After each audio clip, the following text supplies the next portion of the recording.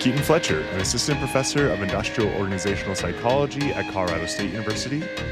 And I'm Mariana Arvon, an organizational psychologist who specializes in organization and talent development. And this is Healthy Work. This is Ed and Keaton. Just as a heads up, there is a brief description of harassment and bullying, as well as a brief reference to suicide, occurring at around the 18 to 19 minute marks of the podcast, 19 and a half minutes. So if you want to skip that part, once you get to around 18 minutes, you can skip ahead by about a minute and a half and you should be in the clear, or maybe find one of our episodes from our deep back catalog if that's where your headspace is at instead. Thanks for listening. All right, and welcome back to another episode of Healthy Work. I am so excited today to be joined by our first guest from Australia. I will get out of the way and let you introduce yourself. Thanks so much, Keaton. Really excited to be part of the episode today. My name is Dr. Annabelle Neall. I'm a senior lecturer of mental health and wellbeing for workplace and communities and director of the Flinders Workplace Wellbeing Lab in sunny Adelaide, Australia. I consider myself an occupational health research specialist. So I love looking at all the ways to ensure people are healthy and happy when they're at work and when they're away from work as well, particularly around managing things like psychosocial hazards, bullying, harassment, all of those not so nice behaviours that we might come across at work. Excellent. And I have you here today for a paper that you recently published that I just think is so impactful on sexual harassment. And so could you just give me an overview of what y'all did and what y'all found? Absolutely.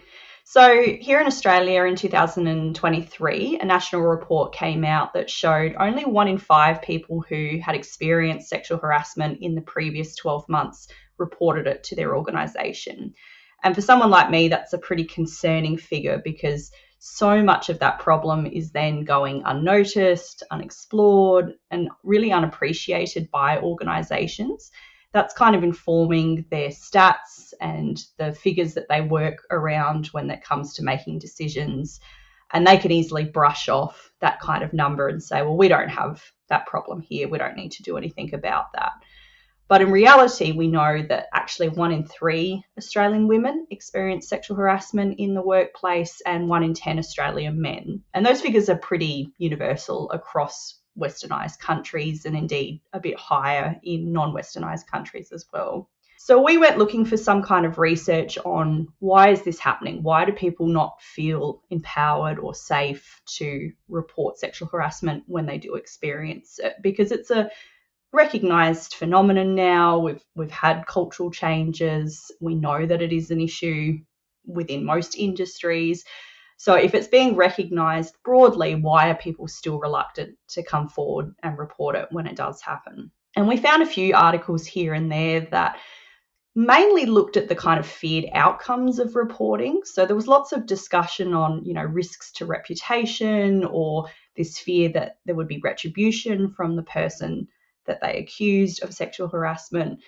But these studies don't really explain that internal decision-making process behind arriving at these outcomes. So yes, this is what people think will happen, but how are they actually evaluating their experience? How are they arriving at the conclusion that this will happen to me if I choose to come forward?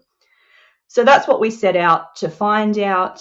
We collected data in a couple of different ways. So we surveyed about 200 Australian workers about their experiences of workplace sexual harassment, whether or not they had or hadn't reported their experiences.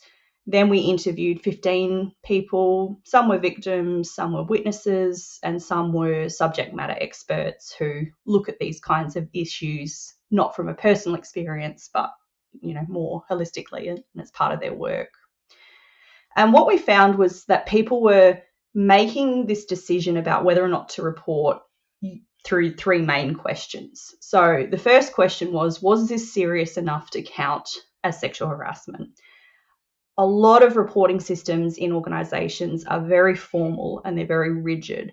So people worried that their experience wasn't going to be seen as bad enough to justify going through that process. If it was an offhand joke, a comment, something that could be framed as a compliment, it still made them feel uncomfortable. They didn't like it, but they questioned whether or not it was legitimate enough to report, even if it did cause them some kind of harm. Then the second question they were asking was, is it worth the risk? So they were weighing up, what might happen if they reported versus what might happen if they didn't report. And a lot of them had this hope that if they did report, it might stop the behaviour, it might protect others from being treated this way. But a lot of the time that was kind of overshadowed by these feared or indeed real experiences of being ostracised by their peers, being treated differently by their manager, being passed over for promotions, leaving their job altogether. Others had seen their colleagues go through the same process and have those kind of consequences. So that really reinforced their fears as well. What was the trade-off kind of worth it there? And the third question was, is reporting this actually going to change anything? So a lot of people question whether the system was actually designed to protect them as workers, or was it more about protecting the organisation? And a lot of the time this was because there weren't a lot of communication around the outcomes. So, people might have reported these incidents in the past, but they didn't know about it. They didn't know what had come of these incidents. They don't even know if the organisation had treated them seriously at all. So they'd lost trust in that reporting mechanism as a means of leading to kind of real change there. And without that trust, that reporting process kind of felt a bit useless and a bit pointless. So if any or all of those decisions pointed towards no, people kind of concluded that it just wasn't worth it to, report their experiences. They really needed to have, some combination of those pieces in place to make it seem worthwhile. Wow, that is so just impactful, and I love the framework of these three different hurdles, and it brings to mind just a lot of different discourse, even outside of the workplace and outside of these individual discussions that people have been having. I know if you go on Reddit or any social media, people talking about that, HR is not your friend. They are not there to help you. They're here to protect the company. So don't talk to HR. And what does that mean when that's your only mechanism for reporting something like sexual harassment, right? Is in interacting with some entity in the organization that has this reputation for not having your best interest at heart, and thinking too about that first hurdle of, does this count? Is this enough? Especially if you have these formalized mechanisms for me to report. Am I overreacting? It reminds me a lot of the microaggression literature from racial discrimination, of that process, and the ambiguity itself is stressful outside of just the experience, but then having to mull over and question, am I overreacting? Was this really there? That is a stressful process as well. And then how much the social learning aspect of this comes into play. You're learning other people have gone through this and had, not great outcomes. And so I don't want to do that. Or when other people have gone through this, they've been ostracized, or I've been ostracized. And so I must be doing something wrong, or this is wrong. And then again, the social learning about the reputation of HR. And so I think that there's just so much to dig into there, into why people are underreporting these negative experiences, right? Obviously we should have a workplace free of sexual harassment. And I just really appreciate that you've been doing this work. And I'm curious, from your perspective, what was the most surprising part of this? Did you find anything that really took you aback? Yeah, absolutely. So alongside this empirical study, we conducted a literature review of reporting processes for sexual harassment over the past 40 years. So we had that kind of benefit of being able to examine what is known alongside, what was actually going on in real time for our respondents. And I think for me, it was this lack of progress in 40 plus years. We're still tied to this punitive model of justice when it comes to addressing sexual harassment at work. And it's just so much more complex than that. So when I say punitive justice, what I mean is that traditionally sexual harassment is treated as a bit of a, needs to be investigated. There needs to be consequences for the alleged perpetrator if enough evidence is found in order to, justify the allegations. So it's treated in that kind of criminal mindset there.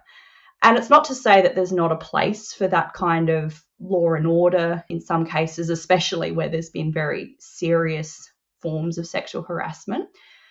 But it's very hard to justify that kind of formal investigation and very formal response for those kind of offhand comments, forms of sexual harassment that are very normalized, very common in organizations.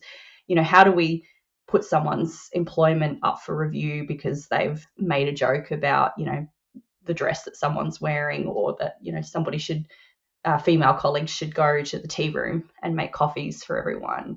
And I think that was interesting because it's come alongside these mass changes in legislation that now say sexual harassment is a workplace hazard. It creates a risk to health and safety. That's sort of what we were able to show over that 40-year period as well. So like storing chemicals properly or ensuring good manual handling, it's the same kind of idea of a safety issue. But those sorts of issues are treated much more systematically, much more holistically. So yes, we train people around those hazards and we tell them don't lift boxes in this way and make sure you store chemicals properly. But when something does happen, when it goes wrong and people report those issues, and they're far more likely to report those kind of safety issues, we're much more likely to look at the system that's in place for storage, or the instructions that got left for workers, or the equipment itself, before we go questioning, well, was this actually serious enough for you to be bringing this to our attention? Or, we start questioning whether or not somebody meant to drop that chemical. Maybe it was misinterpreted as to whether or not you actually lifted that box in a way. So we accept those things as a clear safety breach. We need to look at the system. We need to collect clear data. We need to align with best practice evidence for those kind of safety issues. But for sexual harassment, we treat it like an isolated issue. We don't look at trends. We don't collect data. We just say, did this happen? Yes or no, whatever the outcome. And then we kind of move on from that. And so that feels a bit concerning that we're, distinguishing what essentially are a safety hazard in two very distinct ways. I think Australia is in some ways really leading the charge, like coming from the States where we don't have like nearly the same level of interpretation around like psychosocial hazards being actual hazards, and that there's not really an affirmative expectation of the organization to do anything about psychosocial hazards unless that they are, class-based. In sexual harassment, that's like one of the arguments is, right? Like, obviously this is based on your sex or gender. And so in that way, you're causing sex-based discrimination. And so I think we've had someone on before talking about potential legislation in the US around anti-bullying acts, but I think this broader perspective of like, if we just had a law that said, let's treat psychosocial hazards like physical hazards, that would fix everything. And what I'm hearing is like, it's a good start, but we're still in this mentality of these hazards like sexual harassment aren't being treated the same way. And there is a higher bar, a higher threshold for the person reporting to say like, no, this is like a meaningful issue and safety hazard. Like just because there's this law doesn't necessarily mean that you've had that cultural shift within organizations. And I think that's so interesting and insightful because again, coming from the States, I'm like, if only we had a law, it would be so much better. And so what do we do like as a worker? What can I do based on your study? Yeah, so as a worker, I think the evidence is really clear, at least from our research. Believe people when they tell you these things. If a colleague musters up the courage to come and tell you their experiences, don't try and relabel it. Don't try and spin it so that they somehow feel better. Just accept that that's their experience, and that it's likely caused them some form of harm or it's made them feel uncomfortable in some way. I think there's a place for better training and education for all workers around trauma-informed conversations and care. And it's not just for things like sexual harassment. There are other forms of workplace mistreatment where that can come into play, but also supporting our colleagues when other issues outside of the home maybe make their way into the workplace and giving them the support that they need. So meeting people with care, non-interrogation, and obviously that goes for better training for managers and HR as well, so they understand that, these small one-off incidents that maybe just don't seem that serious have a really cumulative effect if we're constantly being exposed to gendered comments or references to our sexuality or the way we look. It has a build-up effect that can be just as detrimental, if not more detrimental, than a really severe one-off form of sexual assault or something like that. Do you have suggestions then to it, like that's the system level, the organizational level? I feel like we're getting there about like here's where the gap is. What if you had a magic wand? What would the changes that we would see at like an org or system level look like to address this issue? I would love to see more ways to report sexual harassment. So I think, like we've talked about so far, most of those systems at the moment are really formalized. You know, you have to go and see HR, you have to go and see your line manager, you have to recount the entire experience. There's such a burden of proof there for individuals to show that it had happened, that it could be backed up with evidence that someone else had seen it or they had recorded it in some way. But if we had other means of logging those kind of incidents, so giving people online or more confidential forms of reporting, would give them a lot more control over when they report, how much they share. We're far more likely to get that information if they're kind of just logging it as an incident. Maybe they don't want it investigated. Maybe they don't even want it known that they were the person who was involved in it. But they just want a record there so that we can start to build up that kind of data set and see the collective trends over time about what might be happening. And so we're hoping to get some research out soon where we've looked at the use of AI interviewing for that kind of idea of reporting sexual harassment. And that had some really interesting results. So we're hoping that will kind of spruik a little bit more conversation about how do we diversify these channels and give people a little bit more autonomy and confidence back in that process. Well, man, how fun. A nice teaser. Keep us waiting with bated breath. I can't wait to see that be published. And I'm just curious, why do you do this work broadly? So it's a bit of a cliche story, and I always mention that before I tell it. But, you know, I went through the Australian university system, undergrad and through to postgrad with my PhD. And like most students, I was working part-time during my undergraduate studies. I was a waitress at a nearby restaurant. And when I got to third year, we had a subject, work and organisational psychology, and we had a particular lecture around bullying in the workplace. And they showed us a, special news report. We call it Four Corners here in Australia. I think the US has multiple kind of versions of it. But it detailed the story of this young waitress, not too far from where I live, called Brodie Panlock. She was 19. She was working as a waitress in a cafe in a Melbourne location. She'd been there for about 6 months. And during that time, she was subjected to some really awful behaviour from her colleagues. She was held down and had fish sauce poured through her hair. There was rat poison was placed in her bag. She was in an intimate relationship with one of her colleagues, and those messages were shared amongst the other people working at the cafe. And this went on for a period of time. The manager was made aware of these behaviours, but basically said, keep it out back, don't let the customers see, and I don't want to know about it. After 9 months, Brodie ultimately chose to end her life, very tragically, and her parents felt, that she should not be another statistic for this kind of problem, and so they set out to change the laws, at least in that particular jurisdiction of Australia, to make bullying a criminal offence, because at that point there was actually no legal pathway where they could seek justice for their daughter's death at the hands of the behaviour of these people in the organisation. And that really struck me. I really remember sitting with that emotion, 12, 13 years ago now, knowing that I myself was a waitress, same age, working, I was very lucky that I wasn't subjected to that behaviour, but could certainly empathise with the potential conditions that she was working under, and just very intently felt that nobody deserved to feel that way at work. We spend a third of our adult lives at work. We form very close relationships with the people that we are working with, sometimes more so than outside of work.